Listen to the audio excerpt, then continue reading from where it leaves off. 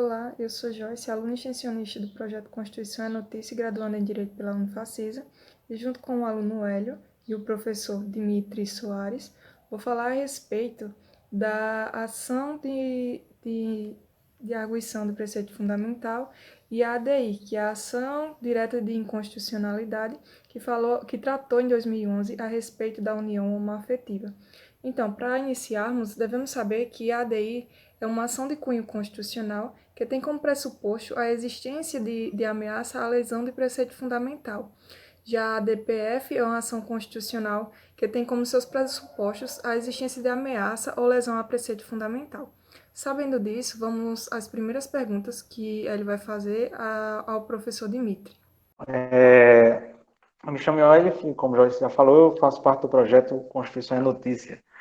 E eu queria me dirigir agora ao professor Dimitri, pedindo para ele falar um pouco sobre o contexto histórico, para o STF chegar à decisão que permitiu a união de casais homoafetivos, tratados pela ADPF 4, a DPF 132 e a ADI 4277. E, ao passar por isso, eu pedi para ele falar um pouco sobre a decisão do Supremo Tribunal Federal. Bem, boa noite a todos. Eu queria cumprimentar Joyce e Hélio, que estão fazendo essa entrevista, mas quero registrar a alegria de ter sido convidado para participar do evento coordenado pelos professores Lafayette e Marcelo Lara, são meus colegas na Unifacisa, excepcionais professores, e tentar ser bastante objetivo aqui em relação às perguntas que estão sendo formuladas. Nós tínhamos um cenário de exclusão total, ou quase total, antes da aprovação da ADPF no Brasil. As uniões formadas por pessoas do mesmo sexo, elas eram reputadas como uniões ilegítimas, né? As uniões, elas eram consideradas ilegais.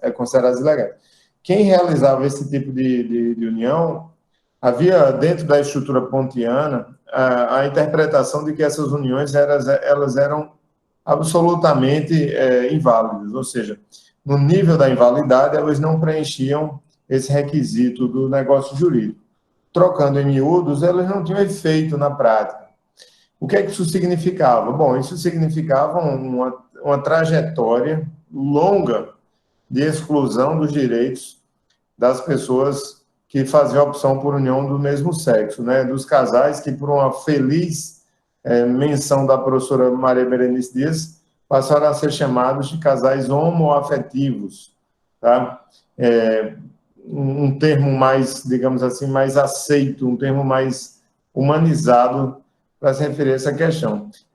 Ainda temos, né, mas tínhamos um conjunto de discriminações infindáveis, violências físicas, violências pessoais, violências psicológicas, violências institucionais. Eu me lembro bem que quando eu comecei a dar aula lá na Federal do Rio Grande do Norte, isso já tem mais de 10 anos, havia um professor que era candidato à direção do nosso centro, e porque ele tinha uma união afetiva pública, ele foi execrado, digamos assim, na eleição. As pessoas, elas eram julgadas formalmente por sua opção sexual, tá certo? Então, talvez o grande mérito, né, de tantos, né, mas o mais importante mérito da manifestação do Supremo Tribunal Federal, nas duas demandas, tanto na ADI como na ADPF, tenha sido diminuir significativamente o preconceito tão forte, latente, da população brasileira contra as pessoas que fazem a opção afetiva por outras pessoas do mesmo sexo. Professor, em que medida isso mudou na Constituição Federal? Bom, não houve mudança na Constituição, né? É importante que seja dito, né? Nós não tivemos uma mudança na Constituição Federal. Infelizmente, nós não tivemos nenhuma mudança na Constituição Federal, nem na legislação ordinária, porque essas mudanças, elas eram necessárias, elas são necessárias através da promulgação de uma lei que tramite nas duas casas legislativas com os quóruns específicos exigidos na Carta de 88 para esse tipo de alteração. Mas, em compensação, a despeito de nós não termos tido uma mudança expressa, nós tivemos uma mudança implícita fortíssima. Tá? Essa mudança ela foi no campo doutrinário, foi no campo jurisprudencial, mas ela tem sido, sobretudo, no aspecto social. Eu me lembro bem que há 10 anos, né, eu dou aula na graduação, não sou tão velho, né, mas eu dou aula na graduação há 15 anos. E eu me lembro que há 10, 12 anos nós tínhamos assim algumas circunstâncias bastante constrangedoras, quando, por exemplo, um casal formado por dois rapazes ou duas meninas chegava de mãos dadas para assistir aula juntos. É como se eles estivessem cometendo um crime, né? Aquela circunstância era uma circunstância pouco tolerada. As pessoas ficavam olhando assim, como se tivesse acontecendo alguma coisa estranha. E com o passar do tempo, após as decisões do Supremo Tribunal Federal, o efeito pedagógico dessas medidas ele foi muito significativo. A aceitação popular, o reconhecimento público dessas aceitações tem sido cada vez mais forte, tá certo? Nós temos aí a valorização das pessoas e não das suas opções, isso é importante que seja dito. Nós tivemos também a mudança de uma perspectiva política em relação à questão. Hoje, os agentes públicos, né, os agentes políticos, eles tratam da matéria da união afetiva com muito cuidado para evitar qualquer tipo de desrespeito, né, que seria absolutamente desrespeito, flagrante desrespeito, se a gente tratasse essas pessoas de maneira diferente. Desde o começo, quando eu comecei a trabalhar direito de família, eu sempre fui flagrantemente favorável a essas questões. Acompanhei com muita atenção o processo de tramitação das ações do Supremo, e me parece que veio em muito boa hora, né? Até com certo atraso, mas em muito boa hora essas mudanças. Ainda precisamos avançar muito. Mas gosto de dizer, sempre que eu tenho a oportunidade, Joyce e Hélio, gosto de dizer que talvez a gente tenha mudado tanto que nós não tenhamos mais a necessidade de um direito homoafetivo, como era defendido por muitos autores, muitos professores. Vou mostrar aqui vocês, vou aproveitar que eu estou aqui no escritório, vou mostrar aqui rapidinho, ó, algumas publicações que na época eram necessárias, tá certo? Eu peguei aqui, ó, Manual do Direito Homoafetivo, dos professores Carolina Valença Ferraz, Jorge Salomão, Glauco Salomão, e do meu amigo pessoal, Glauber Salomão, tá certo? O Glauber sempre foi um entusiasta da matéria, um defensor dos direitos homoafetivos, publicou vários livros nesse sentido, Manual do Direito Homoafetivo, porque realmente naquele momento era impactante, era necessário. Acredito que hoje nós não tenhamos tanto essa necessidade do reconhecimento de um direito homoafetivo, porque essa matéria, felizmente, ela passou a ser definitivamente incorporada no seu lugar certo, que é no Código Civil, dentro do direito de família. Professor, e quais foram os princípios, as normas de interpretação que usaram para essa decisão?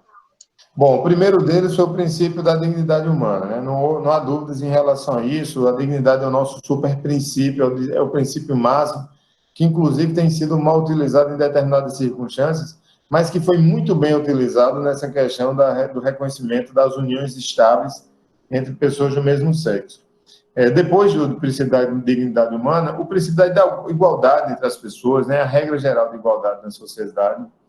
Mas eu vou chamar a atenção, sobretudo, para dois princípios, que são princípios mais voltados para a nossa ordem de atuação, que é o direito de família. Um deles, pleno exercício da autonomia e da vontade das pessoas, ou seja, menor intervenção do Estado e valorização da vida privada. O Estado só deve participar quando for absolutamente necessário. Quando não for necessário, essa é uma decisão das pessoas, do casal, da entidade familiar. Ou seja, é o que alguns autores, né, Leonardo Barreto Moreira Alves, chama de direito de família mínimo. O Estado só deve participar quando for para resolver vulnerabilidades, intervir em questões de incapazes e assim sucessivamente. O segundo e mais importante de todos, né, todos, o princípio da afetividade, de matriz constitucional, a grande construção do direito de família brasileiro, provavelmente a grande contribuição do direito de família brasileiro para o direito contemporâneo no mundo todo, a ideia de que o afeto ele tem valor jurídico e que esse valor jurídico ele está hierarquicamente compatível com nossas normas legislativas. A teoria da afetividade é uma elaboração robusta, profunda, densa e muito significativa sobre a valorização das relações interpessoais do ponto de vista jurídico. É uma conquista do Brasil, é uma conquista do direito brasileiro e é, sobretudo, uma contribuição do direito brasileiro para os nossos países irmãos aqui na América do Sul e de matriz europeia, com quem nós guardamos similitude legislativa. Professor, a partir dessa noção e dessa modificação no direito de família, como é que se reflete a nova concepção de família? Bom, nós trabalhamos, Hélio, com um conceito de família plural, né? As primeiras aulas de Direito de Família na graduação, elas perpassam essa interpretação. A pluralidade familiar, que é decorrente de uma tese muito formal, muito sólida, uma tese italiana, que foi bem desenvolvida no Brasil, que é a tese da teoria da constitucionalização das relações civis. A constitucionalização do direito civil aplicado ao direito de família possibilitou a interpretação das normas constitucionais à luz de princípios, tá? E princípios que fazem a interação entre a norma máxima, a norma magna, e a aplicação do caso concreto a partir das leis ordinárias. Talvez essa tenha sido a nossa grande transformação. Dizer que a nossa família é uma família plural significa dizer que nós superamos um outro modelo antigo, que era o modelo da família monogâmica, que era o modelo da família unívoca, baseado apenas nessa possibilidade de constatação. E é um adendo rápido, tá, Hélio e Joyce? Nós tínhamos anteriormente, baseado no Código Civil de 16 e ainda antes da legislação de 88, o modelo da família matrimonializada, e ela foi substituída na Constituição de 88, no artigo 226 do texto da Carta Magna, pela ideia da pluralidade, mas uma pluralidade exemplificativa.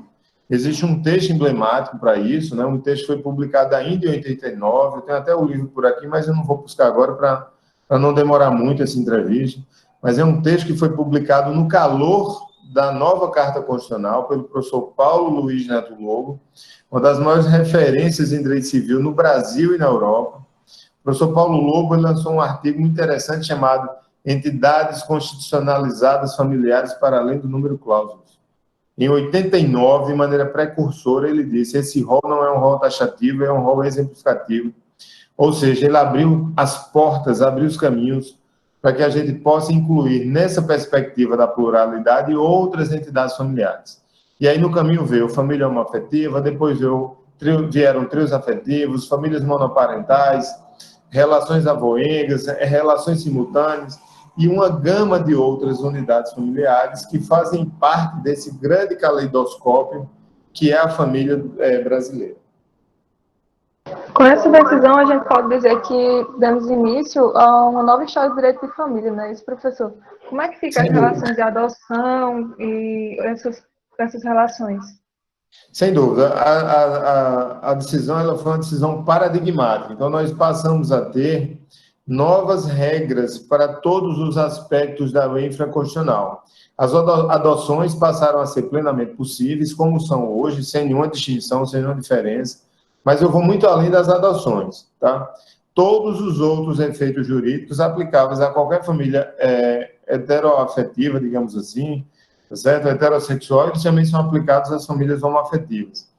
Direito ao reconhecimento de alimentos, hereditário, direito ao nome, direito à filiação, adoção, tá? Constituição de parentesco, benefícios previdenciários, benefícios na lei de execução penal, abatimento no imposto de renda, visita íntima nos presídios, vinculação em planos de saúde. Se eu fosse dizer todos os direitos que foram constituídos para os casais homoafetivos, eu passaria o resto da noite aqui com vocês. Então, me parece importante dizer que houve uma equiparação plena. Não consigo imaginar nenhuma distinção, mas nenhuma distinção entre um casal heterossexual e um casal homoafetivo nesse momento do nosso direito. A gente pode dizer que os casais homoafetivos, eles têm a mesma equiparação no direito, na lei da Maria da Penha, que uma mulher... Joyce, esse caso que você está tratando aí, específico da Lei Maria da Penha, é uma das questões mais complexas, né, discutíveis que nós tínhamos. Quando a lei entrou em vigor, lá mais ou menos 10 anos atrás, 8 anos atrás, havia uma discussão no sentido de que seria possível o reconhecimento de aplicação extensiva dos direitos e efeitos protetivos da Lei Maria da Penha para as relações homoafetivas, por exemplo, masculinas. Eu queria chamar a atenção para esse ponto. A gente precisa diferenciar que nós temos relações femininas, ou seja, duas mulheres, e nós temos relações masculinas.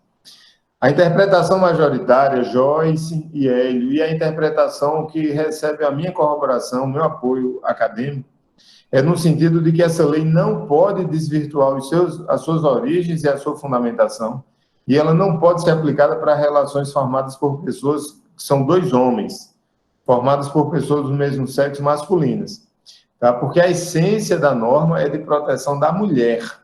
Então, para a gente deixar as coisas claras, se for uma relação entre homem e mulher, é absolutamente possível, é a regra clara da lei, e se for uma relação entre duas mulheres, também me parece absolutamente possível, porque foi uma lei, repito, que foi criada para proteger a mulher em situação de vulnerabilidade no âmbito familiar e doméstico. Mas a gente não pode pegar essa lei, que é uma lei traduzida pela necessidade histórica de sofrimento, de angústia, de preconceito das mulheres, e a gente não pode transferir essa lei para os homens, porque a gente iria definitivamente desvirtuar a abrangência e a utilização tão importantes da norma da Lei Maria da Penha. Mas eu ressalto que há importantes opiniões doutrinárias e jurisprudenciais em contrário, sobretudo lá nos idos de 2013, 2014. Hoje nós vemos uma intenção muito menor, tanto da doutrina como da jurisprudência, de fazer essa interpretação analógica, que tem a minha total discordância, tá? Prezando pela clareza o máximo possível, né? Obsessão por clareza, como diz o professor Pablo Stoso. A Lei Maria da Penha é uma lei que protege as mulheres, tá? Então, se for uma relação com mulheres, me parece possível.